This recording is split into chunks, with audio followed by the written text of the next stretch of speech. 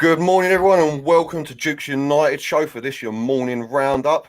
We're going to get into yesterday's game and the comments post-match from the manager and the players. But first of all, I want to start with this man today, Cristiano Ronaldo. Now, the Sun has reported, take that with a pinch of salt, as you will, obviously, as it's the Sun, that Cristiano Ronaldo has come out and said that his return to Manchester United has been a complete disaster. And I just want to get into this because I'm beginning to get wound up with Cristiano Ronaldo and this woe is me attitude. He signed the contract. He knew what he was getting into at Old Trafford. He understood. I presume he understood the situation. He acted petulant in the summer, coming out, letting everyone know that he wanted to leave. Like everyone would back him because Man United wasn't in the Champions League and he deserved to be there. I'm sorry, you signed a 2-year contract with Manchester United. You should stay and play out your contract, not throw your toys out the pram. Now, I understand a lot of his fans feel that he's been treated unfairly. I don't believe that. And as I say, I'm now getting very annoyed with this narrative that he's done nothing wrong. It's everyone else's fault. You know, he's tried his hardest. It shouldn't be everyone's against him. No one is. No one is. You know what I mean? I think that the Man United fan base has been very accepting. When he come out in the summer and said that he wanted to leave, most of us understood it. We weren't happy with it, but we understood it. You know, I think that it was right not to play him in the early games. He missed all of pre-season. He wasn't match fit. And let's be fair about it, he hasn't set the world alight this season for us either. So I really, truly believe if this report is accurate, that he needs to stop this. Or his people, his management, whoever it is doing it, needs to stop this immediately because it's not good for the team. And I don't think it's a good look for him at all, in my opinion. So that was my piece on Ronaldo. I don't know how everyone else feels about it, but yeah, him again coming out to the media and acting like he's tried everything he can. It's just not working. I don't agree with it. It's time. If he can't knuckle down, maybe it is time for us to think about letting him go. I don't really want to see that because I can see what he can bring to the team, but I can't deal with all the drama surrounding him all of the time. You know, I'm like all of the time. The second man I want to talk to about before we get into the match reactions and what the gaffer said is Diego Dalot. Now, he, after the match, came out and said that it's not time to talk about his contract. Well, I'm sorry, mate. It is time to talk about your contract. It's over at the end of the year. We've got the 1-year option, obviously, on it, so we can extend it for another year. But it is definitely time to talk about your contract because otherwise we need to sell you in January. Because we can't afford to lose another player on a free of your quality. You're worth 40, 45 mil in the market right now. A decision has to be made here. And this is another thing I'm beginning to lose patience with Manchester United themselves, is not tying down these players, allowing these players to get into the last year of their contract. It's an unacceptable repetition that's going on. Like, it just keeps going on. I mean, I wasn't one for Pogba, but this is exactly what happened with the Pogba situation. You know, we said we weren't going to give him a new contract. Then we took the year extension, then tried to give him a contract. I can understand why he's upset with that. But Diego, you've been doing really well recently. I've been very impressed with his performances. You know, he was my man of the match yesterday. He was my man of the match the game before as well. But it is definitely time to talk about your contract. You can't sit in the press room and say, "Oh, I love playing for Man United," but it just isn't the right time. No, it is. Man United need to sort that out today, yesterday, last week. It's becoming a real issue because if we can't guarantee that Dalot is going to be our right back going forward, we need to invest in January. You know, personally, I mean, I'll get into the transfer rooms later. I would like to see a striker come in, but if we cannot guarantee the long-term stability of our right back position, we've got to start making moves. And no matter how well he's been playing, it's frustrating. There's no two ways about it. But anyway, let's move into the comments from the gaffer from yesterday's game. We're going to start with his comments on the captain, Harry Maguire, who I thought played a decent game. Nathan gave him a 6 yesterday. I gave him a 7. But then when we discussed it, I understood where the 6 is coming from. He was still average at best. However, according to Ten Hag, Harry Maguire was magnificent yesterday. Magnificent is the word that he used. He said to BBC's Match of the Day, he was magnificent in protecting the box. He's a great player and a really good defender, and we have seen how important he is for the squad. I'm really happy for the team, of course, but also Harry Maguire. He came off the pitch with a clean sheet. Magnificent is the most hyperbolic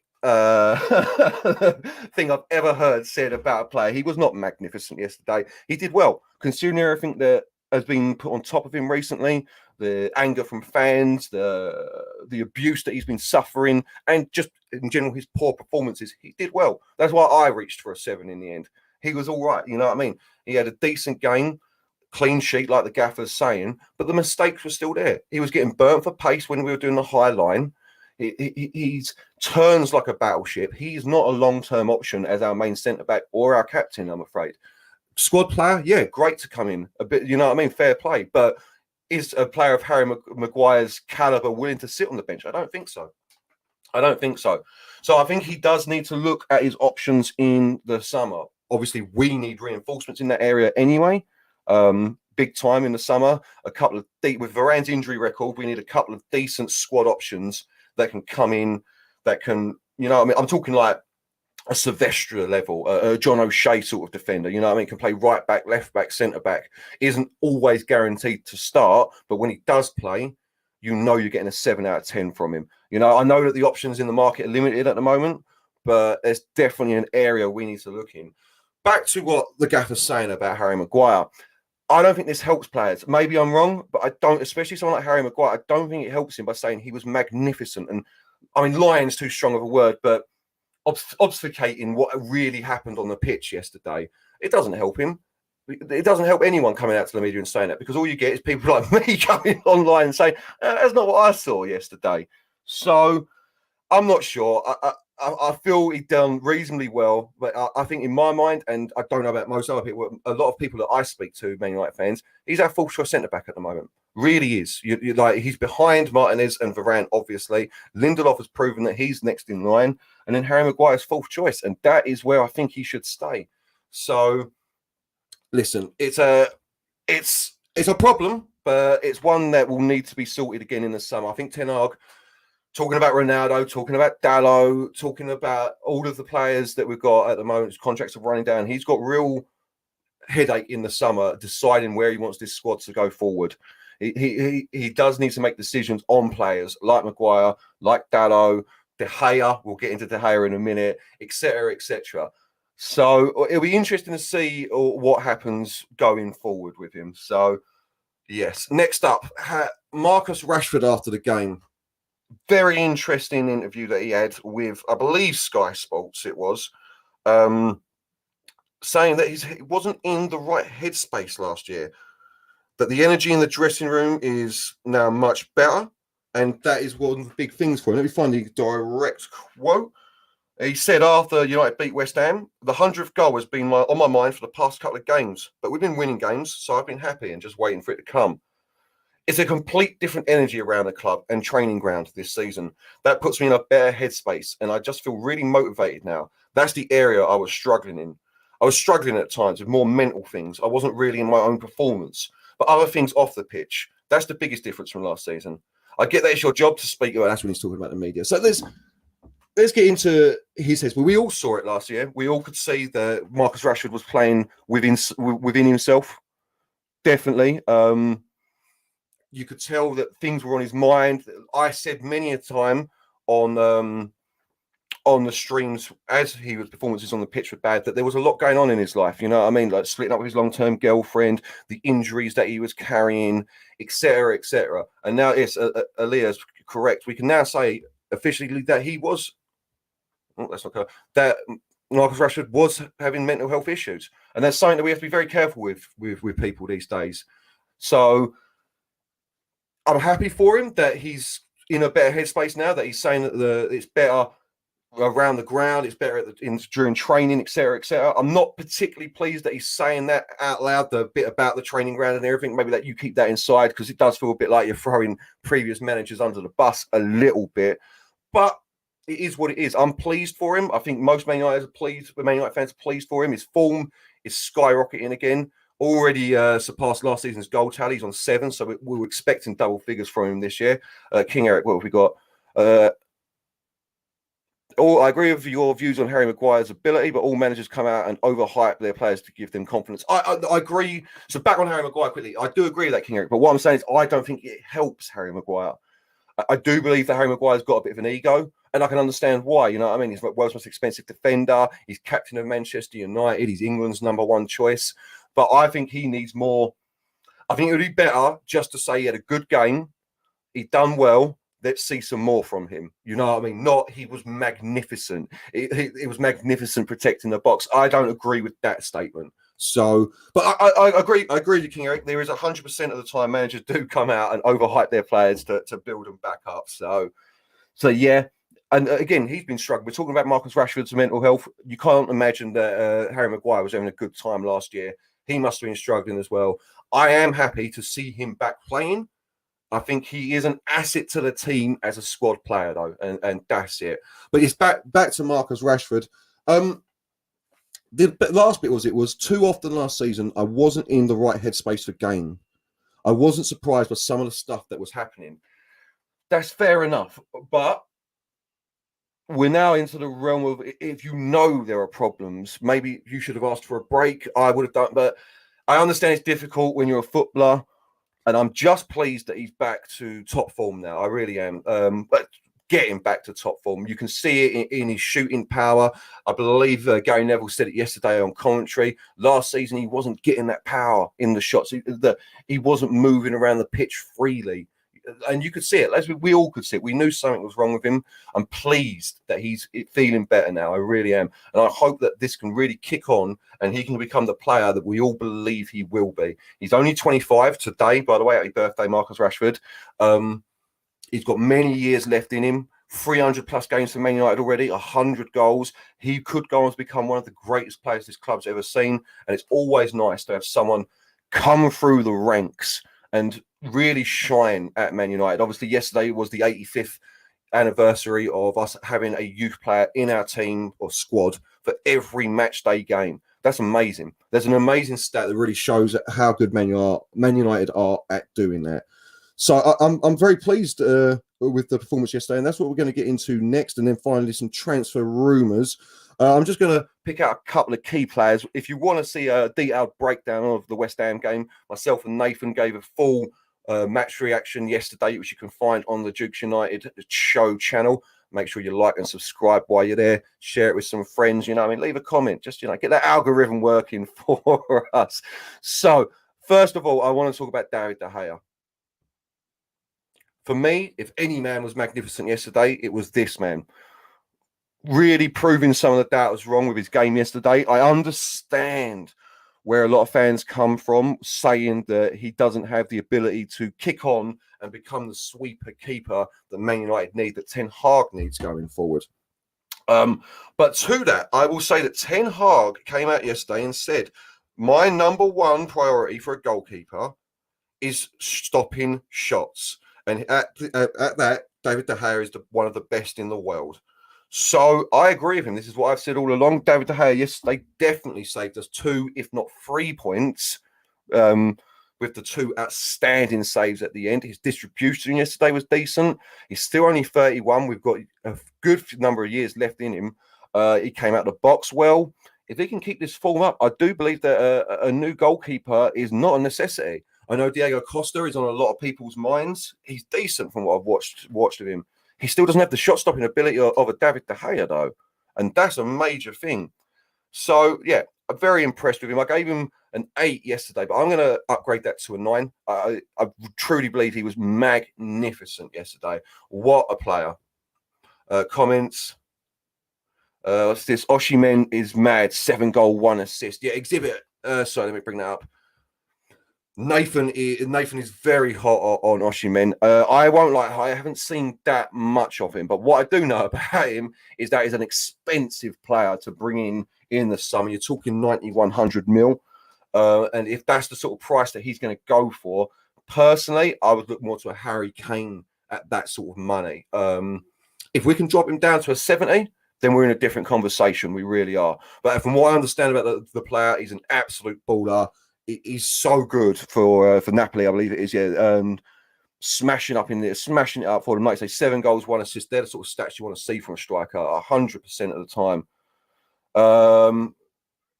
Higher price than Lautaro. Do you know what? That I wouldn't get. I don't find Lautaro that decent. I really don't. I know a lot of people do like him.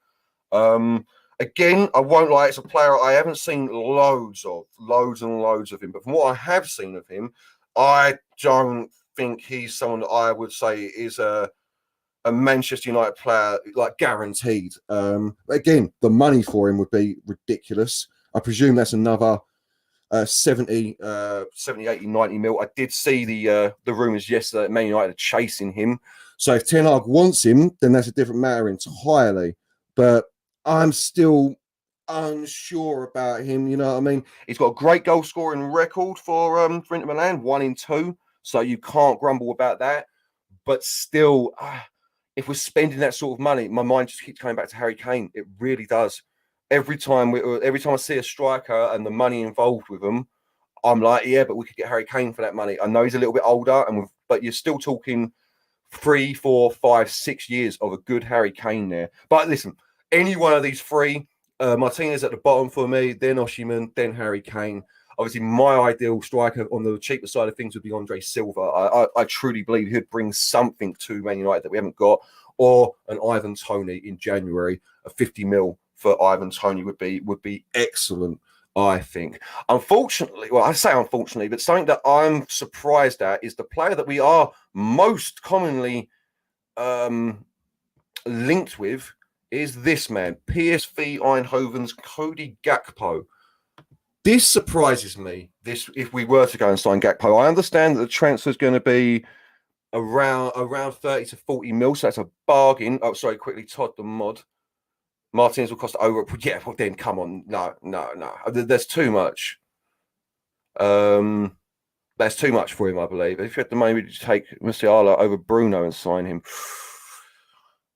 he's a fantastic player. I don't know if I'd take him over Bruno. I'd love to have him with Bruno if that's an option. You know what I mean? But yeah, I 100% would take Musiala in a heartbeat. 100%. Like I say, I'm not sure I'd take him over Bruno. I mean, we can get into Bruno in a minute. We will discuss Bruno, but yeah, as a poor game yesterday. But I still have faith in Bruno Fernandes. I really do. But listen, this is where we're at now. We need to start looking at multiple players in multiple positions. But Cody Gakpo, listen, I'm surprised at this one for me personally. He comes in, everything I know about him, his favourite position is out on the left as an inside forward. We've got that covered, surely. Unless we're talking about bringing him in as the central point man, I don't see the need for him. As good as he is, you're talking, if we're signing Gakpo, Sancho, Garnacho, Rashford, Martial, all of these players want to play on the left-hand side. That's 5 players if you bring him in. Obviously, that immediately stunts Garnacho's ability to get minutes on the pitch, 100% straight away. I mean, we're not even talking about Palestri, who's just a forgotten man. But yeah, Garnacho's minutes are gone. You know, Elanga as well, but I mean, he's a squad player. Sancho's obviously like on his way out because you presume Gakpo would come in and be a starter. Yeah. Is Rashford going to go through the centre instead of Ronaldo when, like, most of us believe that Rashford's best position is out on the left? It's a strange one to me. It really is. I understand he can play across the full front three of the line, but still, Anthony's out on the right. You know, like, where does he slot into our team? Excuse me. Where does he slot into our team at the moment? I don't see it. I really don't. Listen, it's a bargain at that price, but I could easily see him becoming a Donny van der Beek figure, just on the bench a lot of the time. You know what I mean? Like, you can't replace Rashford at the moment. You really can't. Once Martial's back, you're hoping he's going to hit form. Ronaldo looks like he's getting his starting spot back. Anthony's doing well, in my opinion. Sancho still deserves 18 months to prove himself. What we exhibit? What we got here? Cancelo, Ramos, Gimenez. Don't like Gimenez. I won't like Gakpo, Zesco, Scarlett. This is. I keep coming back to it, mate. It would be out of all of them. I don't know if I'd take any of them, to be quite honest. I won't lie. Exhibit. There's a couple there I really don't know about, but it comes back to Harry Kane. If Ronaldo retires, I take Harry Kane. You've got 5 years there for Harry Kane. I have to keep coming back to that. And if we're talking names, like I said, Andre Silva for me, 100% of the time, or Ivan Toney. Out of those lot, it's going to be Gakpo because that's the one I know the most about. Holzek is decent. But yeah, it comes, like I say, it just keeps coming back to players that I need to hit the ground running. Because I see you're going to say these are players 20 or under. No, I don't want to see that, to be quite honest with you. I need to see I want to see older, more mature players coming that we know are going to hit the ground running. And if we're looking for a younger striker, I'd bring up Charlie McNeil from the reserves. He is an absolute talent, and he needs minutes soon. He really does. But I'll look into a couple of these players so that I can get next Monday. I can give you a far better reading on who they are and what's going on. Back to Gakpo, yeah. As I say, out of all of them, Gakpo and this Patrick McCall. Gakpo wants Champions League football. Not sure we can guarantee him that yet. Oh, well, I think we can for next season. I think with our performances now, if we continue on this trajectory, if we continue with our form, I think we're guaranteed top four. I really do. Liverpool are crumbling. Obviously, Spurs aren't doing great. And I think it comes down to Man City, Arsenal, Chelsea, and us for that top four spot. Newcastle are doing well. I just don't think they've got the squad depth around them yet to do it, if you know what I mean. They're the surprise one for me. They're the dark horses that could do it. But Pedro, honestly, I actually do think we could guarantee him pretty much, like, as long as he understood like his football. But on this trajectory, I think we can guarantee Champions League football next year. I really do. Obviously, if he's saying it has to be a stone cold guarantee, no, of course we can't. Of course we can't. And that shows you how far Man United have fallen now, that number of players are making this excuse that they can't join us because they want guaranteed Champions League football. Obviously, this is one of the things that happened with Frankie de Jong, and that was going to be my last piece of news today. Frankie de Jong has come out and said that he is happy at Barcelona and doesn't want to leave. So all those rumours that you're hearing, don't believe him. Steve, our transfer guru, has told us many, many times that obviously transfers can happen out of nowhere, but for this one, it's dead in the water, and it always was. There was never really any chance of him coming to Manchester United. Yes, Manchester United and Barcelona agreed a fee for him, but that means nothing to nobody. It really, because if the player is refusing to leave, he's contracted until 2026. There's pretty much nothing you can do apart from freezing him out of the team. And then, even then, if he refuses to leave, you can't sell him. Exhibit again. Current teams, youngsters do better than the olds. Garnacho, Ray, Van der Beek. Only. Oh, no. Listen, Bruno did, for me, was very good. Game before last, I gave him a good rating. Yesterday, 100% exhibit. He was poor. We gave him a 6 on the match reaction. He was not up to his usual standards. 100%. I agree with you there. But I do believe that Bruno Fernandes is one of them players that when he's on form, he's amazing. And even yesterday, when you think about it, he had a key hand in our goal. It was a lovely cushion header, straight perfect into the path of Eriksen to cross that ball in. He is a magic man, and magic moments come from him. I understand he is frustrating on the pitch. He gives the ball away sometimes. He makes passes into blind alleys that aren't there. He does things that are stupid on the field of play. 100%, I agree with that sometimes. But he's still, for me, one of the best players in our team. His stats are undeniable. His goal creating, his chance creation is ridiculous when you look at it.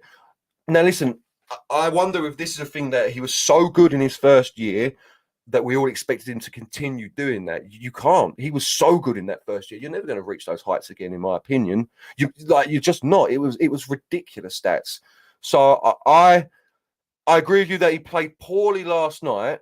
I agree with you with that one. He played poorly last night, but that's the sort of thing you have to deal with Bruno Fernandes. He's that sort of player. I mean, we never saw it with Alexis Sanchez at Man United, but Alexis Sanchez at Arsenal was a very similar thing. You know, he'd give the ball away 10 times before he actually did something, but he was still amazing. You know, I mean, Ronaldinho was very similar like that as well. Like, he'd give the ball away a lot, but you remember the glory moments of him. So I still wouldn't replace. I wouldn't replace Bruno. I really wouldn't exhibit. Do you have a replacement in mind for him? Like, are you thinking we put Donny van der Beek straight in there, or move Eriksen up there, or is there a transfer out there that you think could move in here? I've heard a lot about this. Is it Xavi Simons again at PSV Eindhoven? I won't lie, haven't seen that much of him. So yes, Perry, hope so. Yeah, I hope so too, mate. We need Champions League football next year. We need Champions League football next year, 100%. Yeah, I mean, really good at passing last match, but really poor on vision and poor connection from back to up front. Yeah, listen, I can't argue with you on last night's game exhibit. I really cannot. There's no argument there. I'm 100% in agreement with you. But I do think that the vitriol against Bruno is every time he has a bad game, all of the good stuff is that he does is forgotten, and that's where I'll leave it with Bruno. I can understand the frustration of people, I really can, but I don't think he's a problem. I really don't. King Eric, good to see you, mate. I believe Bruno isn't captain material. At times, I believe it impacts on his game. That's a great shout. I was never confident of him being captain. I know that our colleague Marcel was all over it and he believed that he could truly do it. My opinion has changed, Eric. It really has.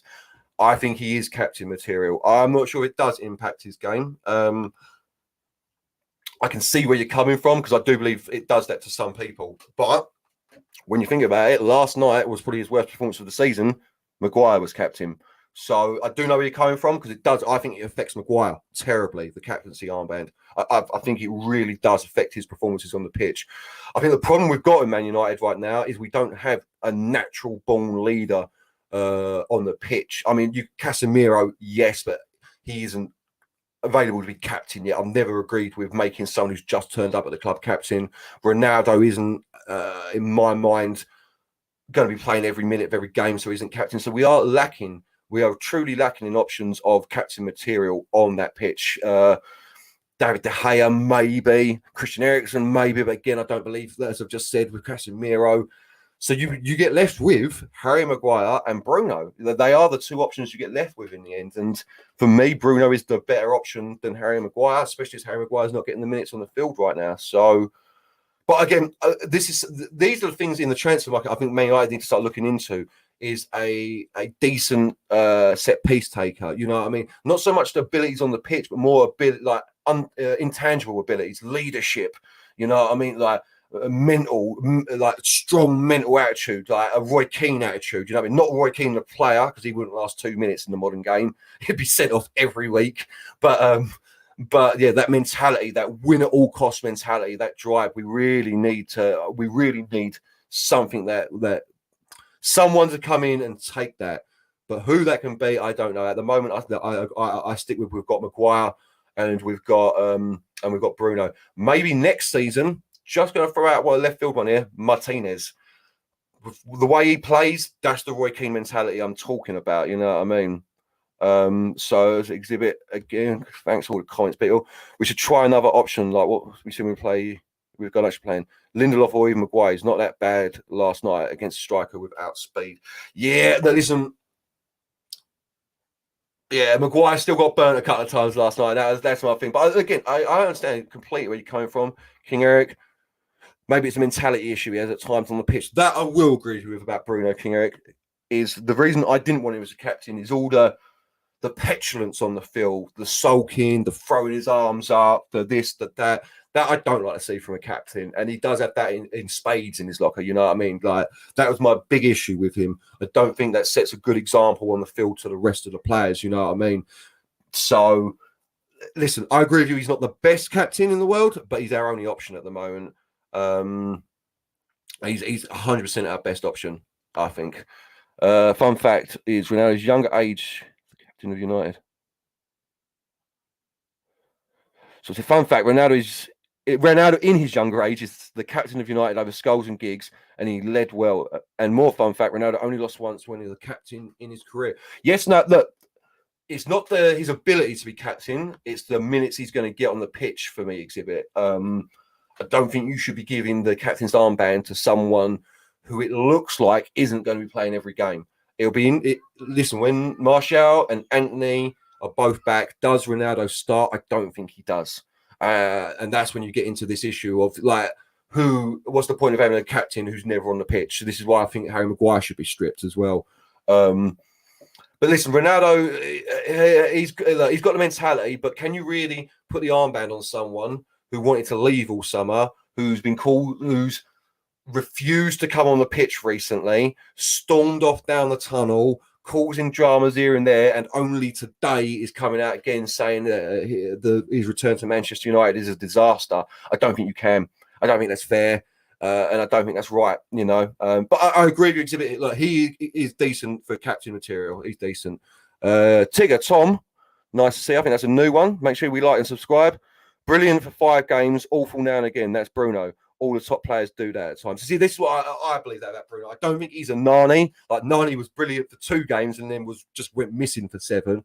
I believe it's more like this, that he plays well, and then has a stinker, and his stinkers are so bad that we forget the good stuff that he's done previously. And I agree with that entirely. Oh, exhibit.